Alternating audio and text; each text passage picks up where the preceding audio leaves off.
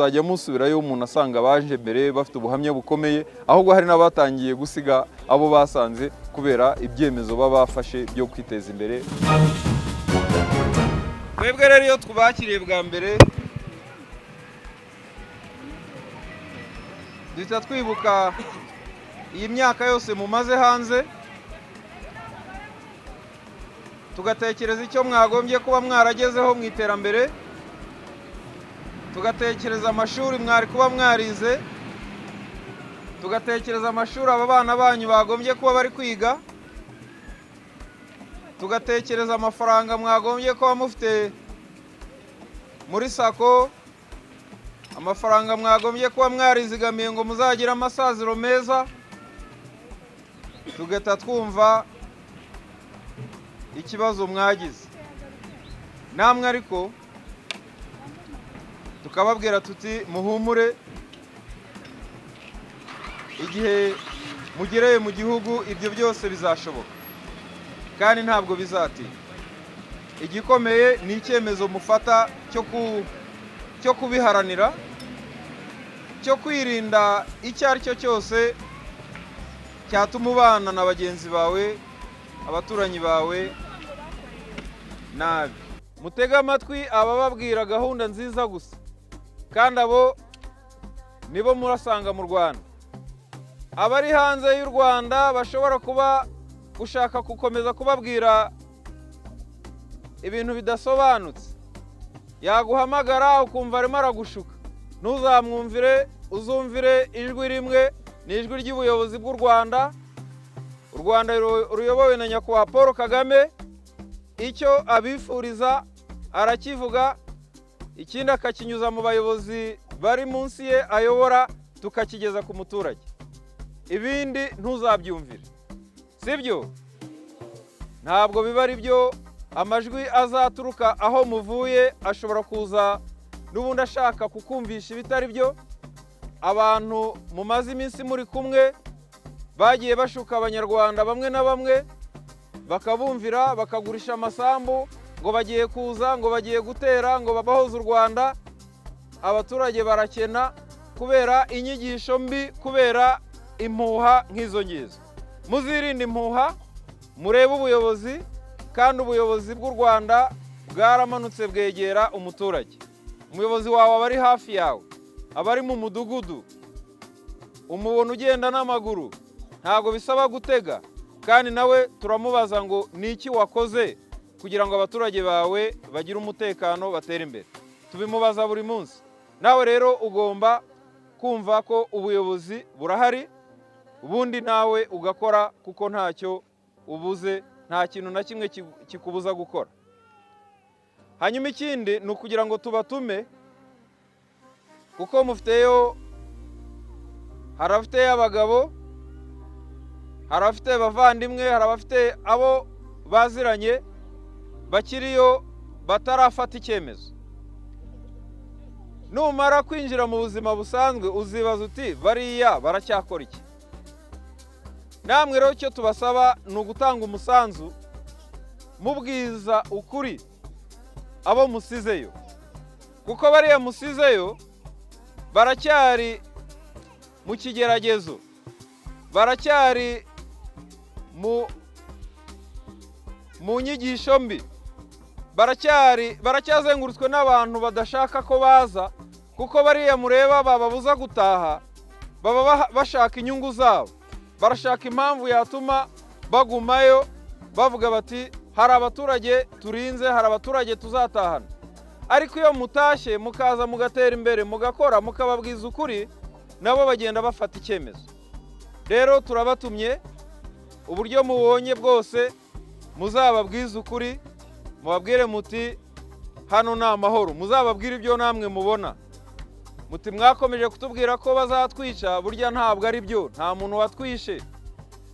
Turi kurya, turi kuryama, tugasinzira.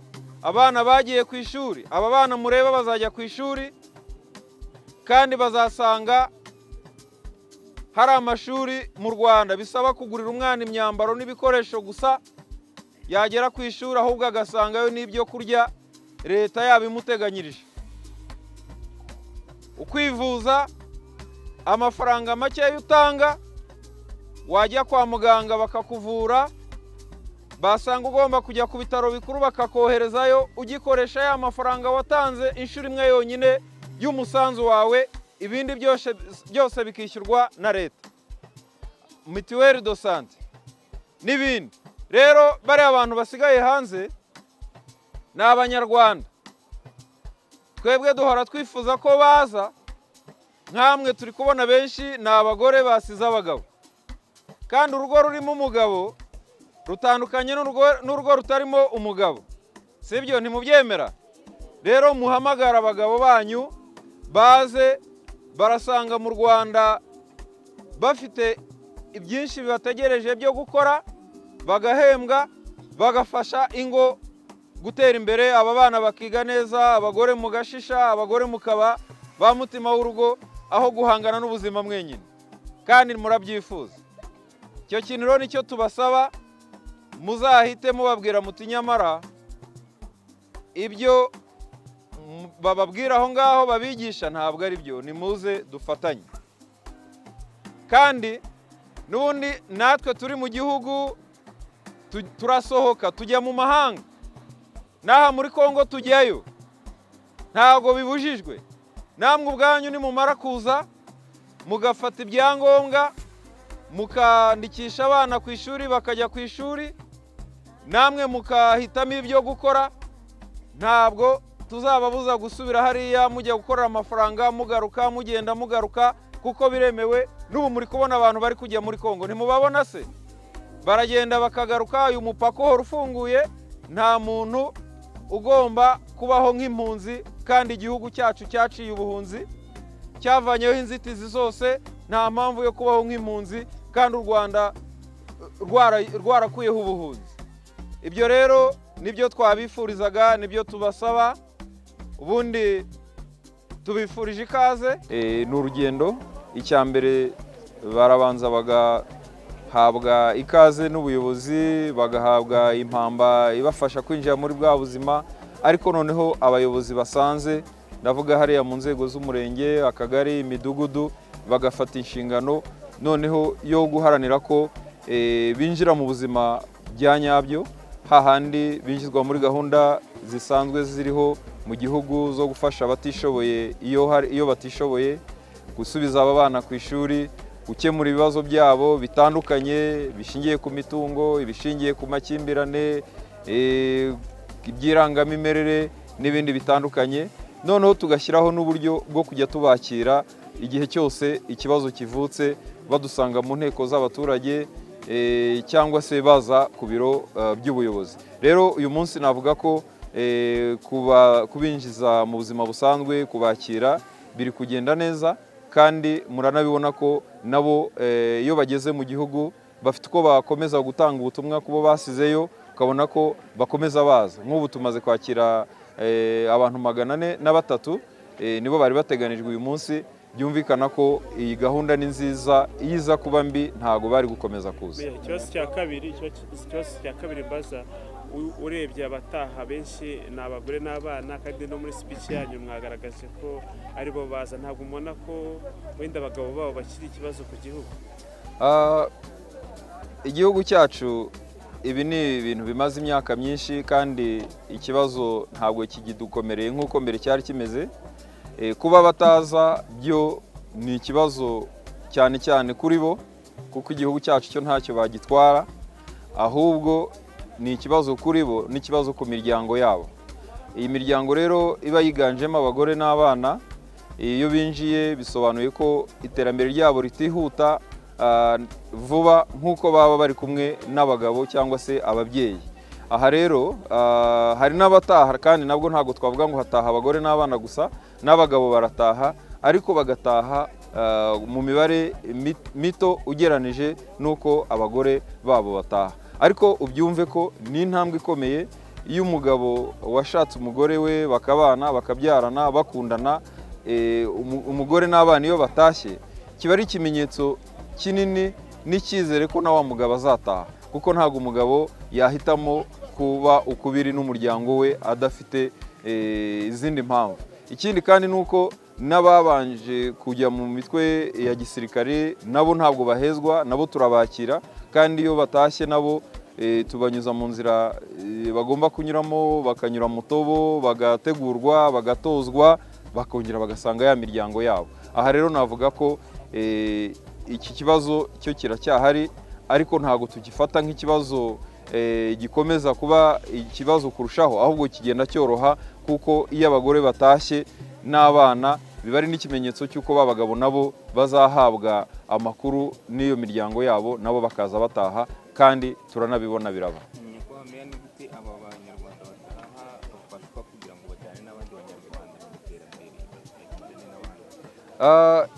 Iyo bageze mu mirenge, mu tugari, baba abaturage nyine nk'abandi bose, ariko murabizi ko igihugu cyacu gifite uburyo busanzwe bwarashyizweho bureba abanyarwanda bose. Murabizi nk'iriya systeme twita imibereho cyangwa social registry, ni ukuvuga umunyarwanda wamaze kwandikwa, amakuru yose akajya muri ya systeme. Iyo akeneye gufashwa tubibonera muri ya systeme agafashwa. Aha rero ntabwo tubavangura ngo aba barahungutse, ahubwo tubarebera kuri ya mibereho yabo igaragara muri ya systeme.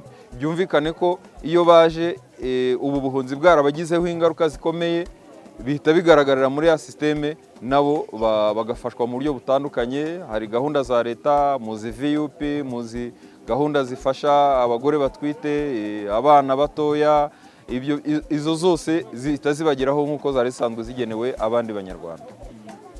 None kuba hari benshi baba batasanzwe bazi izi gahunda, bashobora kuba wenda atari n'uko bakennye, ariko akaba ashobora kubaho nabi kubera ko gahunda zimwe na zimwe ntabwo azi n'aho abishakira.